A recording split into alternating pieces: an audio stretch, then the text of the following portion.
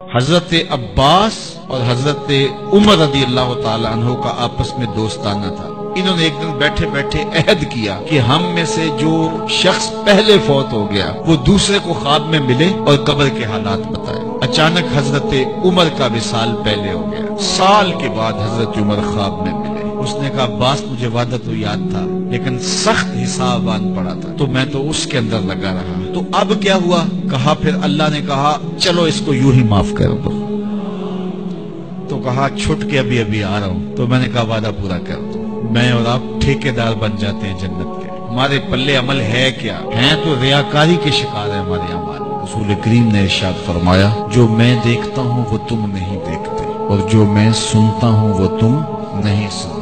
آگے فرمایا کہ اللہ کی قسم جو میں جانتا ہوں وہ اگر تم جان لیتے تو تم بہت کم ہنستے، بہت زیادہ روتے، تم جنگلوں میں دوڑ جاتے اور تم اللہ تعالیٰ کی پناہ میں آنا چاہتے، یا اللہ ہمیں بچا لے، جنگلوں میں بھاگتے پھرتے، آنکھوں میں آنسوؤں کی لڑیاں ہوتی، چیختے ہوتے، روتے ہوتے، اگر جو میں جانتا ہوں اگر تم جان لیتے۔ قال ابو ذر، حضرت ابو ذر اس حدیث کو روایت کرنے کے بعد فرمایا کاش کہ میں درخت ہوتا اور کاٹ دیا گیا ہوتا، میں درخت ہوتا جانور کھا گئے ہوتے۔ اللہ اکبر۔ حضرت عمر رضی اللہ تعالیٰ عنہ ایک کچی اینٹ اٹھاتے ہیں پھر نیچے رکھ دیتے ہیں، پھر اٹھاتے ہیں پھر رکھ دیتے ہیں اور پھر کہتے ہیں کاش کہ میں یہ اینٹ ہوتا۔ حضرت سیدنا صدیق اکبر رضی اللہ تعالیٰ عنہ درخت کے نیچے بیٹھے تھے، ایک چڑیا ایک شاخ سے اڑ کے دوسری شاخ پہ جاتی، وہاں سے اڑ کے پھر دوسری شاخ پہ آتی، تو حضرت صدیق اکبر رو پڑے، کہا چڑیا کتنی موج میں ہے، جس شاخ پہ چاہے بیٹھتی ہے اور قیامت کے دن تیرا حساب بھی نہیں ہوگا۔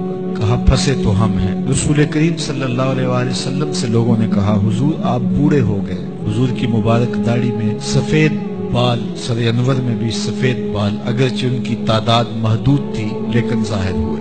کہا سورہ ہود اور اس کی مماثل صورتوں نے مجھے بوڑھا کر دیا، کیونکہ ان صورتوں میں اللہ کے عذابوں کا ذکر ہے، آخرت کا ذکر ہے۔ یہ وہ بابرکت وجود ہیں، وہ بابرکت ذات ہیں جن کے دامن پہ گناہ کا ایک دھبا بھی نہیں ہے، اور میں اور آپ اپنے آپ کو دیکھیں تو ہم کہاں کھڑے ہیں۔ حضور نے حضرت عائشہ سے کہا، زوجہ ہے رسول کریم صلی اللہ علیہ وسلم، محبوبہ محبوب کائنات، لیکن ان سے بھی میرے حضور نے کہا عائشہ گناہوں کو کبھی چھوٹا نہ سمجھنا، گناہوں کو حقیر نہ سمجھنا کہ یہ چھوٹے ہیں کوئی بات نہیں، اس سے کیا ہوگا، اس دن حساب ہوگا، اس دن پوچھا جائے گا۔ تو اپنی زندگی کو مرتب اور منظم کر کے رکھو۔